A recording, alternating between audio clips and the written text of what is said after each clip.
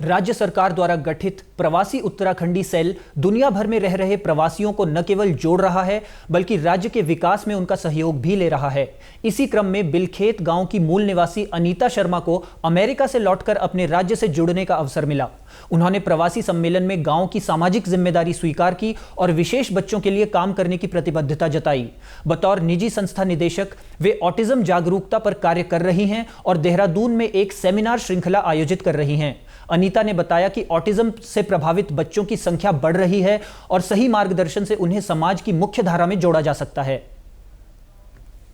तो जागरूकता की कमी को फैलाने के लिए और रिसोर्सेज लोगों तक पहुंचाने के लिए मैंने एक कदम सोचा है, जो कि मेरा लास्ट टाइम मैं प्रवासी दिवस में आई थी तब मैंने डिसाइड किया था कि मैं यहाँ पे सेंटर खोल रही हूँ और आने वाले 2026 तक यहाँ पे एक बहुत बड़ी फैसिलिटी जिसमें कि अर्ली इंटरवेंशन, जो कि बच्चे 3 साल से कम हैं, 3 साल से लेके 15 साल के बच्चे और 15 साल से एडल्टहुड तक के बच्चों के लिए इंडिपेंडेंट वर्किंग टास्क सिस्टम वो मैंने खोलने का निश्चय किया है। वहीं इस अवसर पर मनोचिकित्सक डॉक्टर जया नवानी ने बताया कि national institute of mental health and neuro sciences के सहयोग से उत्तराखंड में ऑटिज्म को लेकर डेटा संकलन और विश्लेषण का कार्य शुरू किया गया है। उन्होंने कहा कि अगर ऑटिज्म के प्रारंभिक लक्षणों की पहचान कर बच्चों को समय रहते उपयुक्त सहयोग और शिक्षा प्रदान की जाए तो उनका जीवन स्तर और भविष्य दोनों ही उज्जवल बनाए जा सकते हैं।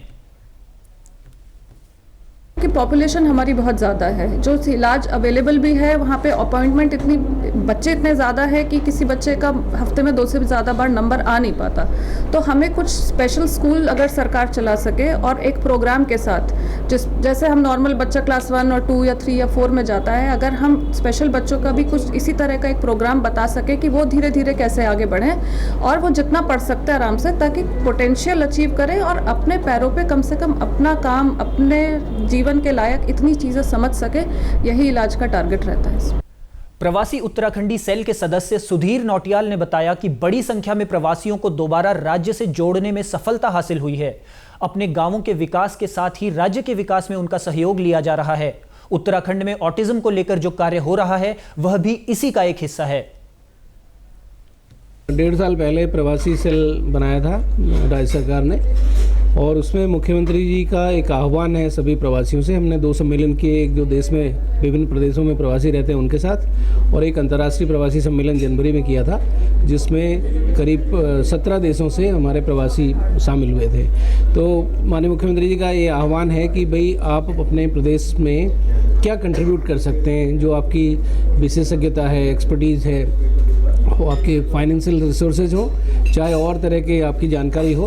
आप उसका योगदान किस तरह से प्रदेश में दे सकते हैं। तो एक अडॉप्ट ए विलेज करके एक कार्यक्रम हमारा शुरू हुआ जिसमें हमने प्रवासियों को ये रिक्वेस्ट की है कि वो अगर अपना गांव लेना चाहें अपना गांव, या कोई और गांव लेना चाहें उसको ले और उसके विकास में वो अपनी भागीदारी भी निभाएं और उसके साथ जुड़ें।